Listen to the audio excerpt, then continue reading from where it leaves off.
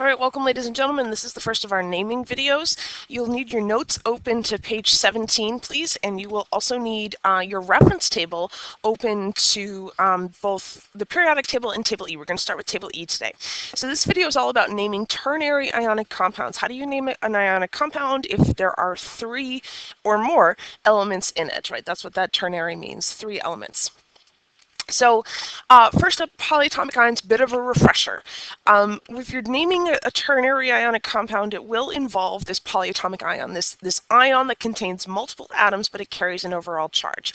Now, the big thing that we want to do in Regents Chem is use our reference table, table E, because table E has got a whole bunch of listing of polyatomic ions. Now, the big thing to know about polyatomic ions is that they have their own name, so they're not really exactly named simply based on the elements that are in them. For example, SO42 minus is a polyatomic ion, but it's not called, sulfur, quatra oxygen or something like that. No, it has its own name. It's called the sulfate ion. So this combination of an S and 4 oxygens with a -2 charge, it's always called sulfate. And you'll notice a lot of the ions that are listed in table E, they tend to end in ate and ite. I'm sure if you're scanning through it right now, you see, okay, a lot of them have this particular suffix, the ate suffix or the ite suffix. So this sort of TE is usually a good indication that you're dealing with a polyatomic ion. In sulfite, again, this ate versus ite suffix, you'll notice, again, that's SO3 with a charge of -2. And ite actually means 1 less oxygen in the polyatomic ion than the ate version. That's what the ite means. So sulfite has got 3 O's and sulfate has got 4 O's. So just as an example, NO3 with a charge of -1, this isn't like nitrogen trioxide or anything like that. No. This has its own name. And if we're using table E, the name is the nitrate ion. That's what NO3 minus is. It's called nitrate. So when we say nitrate, we mean NO3 with the charge of -1. HCO3 minus, that is hydrogen carbonate. But I also want you to know this is also known as the bicarbonate ion. So please write that into your reference table. In table E. Please write that in, because it's a slightly older naming system that chemistry doesn't use anymore, but everyone still sort of calls bicarbonate, and no one really calls it hydrogen carbonate. And then PO4 3-, again, just looking it up, that's called the phosphate ion. So it's not phosphorus, with 4 oxygens. No, we call it phosphate. That is the name of the thing. So naming ionic compounds if they contain a polyatomic ion. Ternary compounds, 3 elements, right? 3 elements. And really big point, if you're naming a compound and if you see that it has 3 elements in it, if it's 3 table E, go use table E to help you with the naming of the compound. So that we name ternary compounds the exact same way as we name binary compounds, meaning that we name the cation first and then the anion. So it's just first thing, second thing, and then you're done. And that's it. What's the cation name? What's the anion name? That's the name of the compound. What's the first thing? What's the second thing? But what's different now is that you're going to be finding half of the name in table E. You will be going to table E to look up half of the name. So for example, LiNO3, well, there are 2 ions in this. There's the lithium ion, and then there's the nitrate ion. Again, that's 1 ion. It's just, a nitrogen and 3 oxygens all together, but it's one thing. So the name of this is lithium nitrate, because it's the first thing, Li+, followed by the second thing, NO3-. Again, it's not 3 names, it's 2 names. It's first ion, second ion. So for example, Na2CO3, if it's 3, table E, So you're going to go to table E and you're going to look for something from this, and hopefully you're going to find this portion, right? This portion right there. So that, if you find that, that's called the carbonate ion. So the first thing is the sodium ion, the second thing is the carbonate ion, so this compound is called sodium carbonate. Next up, NH4Cl. If it's 3, table E. So you're going to go to table E. You're going to look for one of the ions in this compound. Our ionic compounds will only ever contain 2 ions. You're going to look for one of them in table E. And as you're looking through, hopefully the thing that you're finding is this, the NH4. And NH4 with a charge of +1, it has its own name. We call that ammonium, which means that then we just have to name the second thing. Now, this is chlorine, but it comes at the end of the name, so it's an anion. So that means we don't call it chlorine, we call it chloride. So put it together, this is ammonium chloride. So just a couple other examples. Name the following ternary compounds. If it's 3, table E. If it's 3, table E. So you're looking for half of the name. So in this one, Ca3PO42, you're looking for something in this compound that's in table E. And hopefully you should find that PO4 is in table E. So that is called phosphate. That is the name of that. And then we have Ca.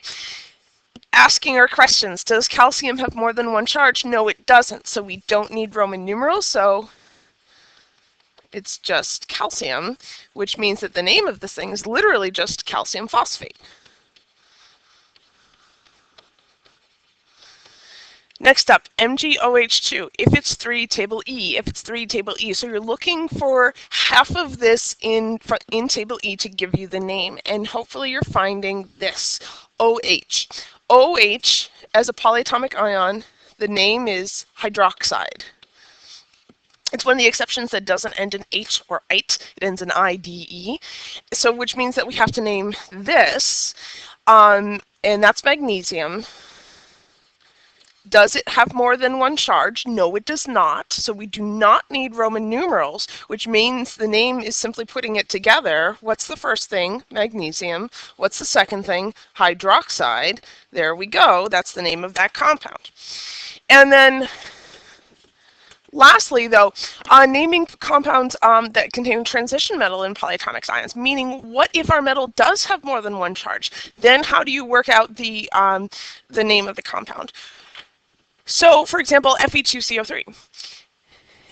Fe has multiple oxidation numbers, which means that we have to work out which charge we have in Fe2CO3. Now, again, if it's 3, table E, we're still going to use that idea. So if it's 3, table E, so we go to table E and we figure out that this thing is called carbonate.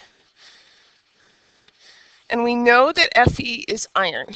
So that we know the name is going to be iron carbonate, but we also know that we're going to need a Roman numeral because iron has more than one charge. And the key to working out what the charge in the iron is to treat your polyatomic ion, in this case the CO3, as one thing, one unit, and it has one charge. So again, we need table E. So table E tells us that carbonate has a charge of -2. Right, we were literally reading that straight off of table E. And then we look at this compound and we look at the subscripts. So the iron has a subscript of 2. The carbonate has a subscript of 3. So with polyatomic ions, you're looking at the number on the outside of the parentheses. Right, that's the parentheses right there. And that tells you how many polyatomic ions you have. So we have 2 Fe's and 3 carbonates. Right, that's what we have right there. We do not know what the charge is on the iron, but we do know that the carbonate has a charge of -2. We also know, so I'm going to actually make that an X for the iron. We also know that there are 2 irons in this compound, thanks to the subscript 2. And we also know that there are 3 carbonates in the compound, thanks to that 3 on the outside of the parentheses.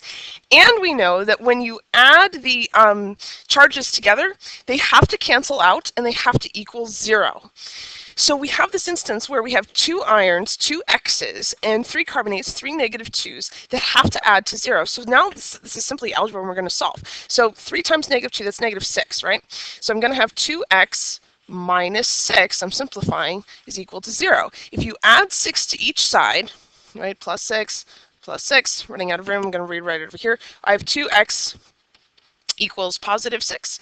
Divide by 2 on each side, and I get that each iron, that is the charge in the iron. Each iron has a +3 charge. That number is going to become the Roman numeral in the name. So the name of this compound, putting this all together, this is iron parentheses 3 carbonate.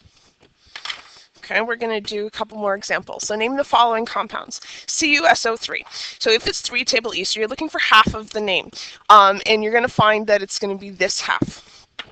And so then we simply name them, right? What's Cu? That's copper. What's SO3? That's sulfite. But does copper have more than one charge? Yes, it does. So we need to work out which charge the copper has. Now, in order to do that, we're going to use table E again. And table E is going to tell us that SO3 has a charge of -2. But we don't know the charge on the copper. We don't know if it's +1 or +2. What we do know, however, is that there is how many coppers and how many sulfites. So in this case, the subscript on the copper is 1. So I have 1 Cu. Now the subscript on the SO3, there are no parentheses. So that means that there's only one polyatomic ion. So I have 1 SO3. And I know that each SO3 has a -2 charge.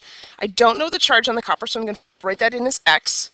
I know that when you add them together, the charge has to equal 0. So now I have this case, I'm just going to simplify a little. X minus 2 is equal to 0. So therefore, the copper has to be a +2 charge, which means this number right here is going to go right up into my Roman numeral. And the name of this compound is copper 2 sulfite. Next up, Ni3PO4 sub 2. First thing, second thing. If it's 3 table E, what's the name of the first thing? What's the name of the second thing? So the first thing is Ni, that's nickel. The second thing is PO4, that's phosphate. But does the nickel have more than one charge? Yes, it does, which means that we have to work out what the charge is, and we need that charge to be the Roman numeral in the name. So in order to do that, we're going to look at the subscripts.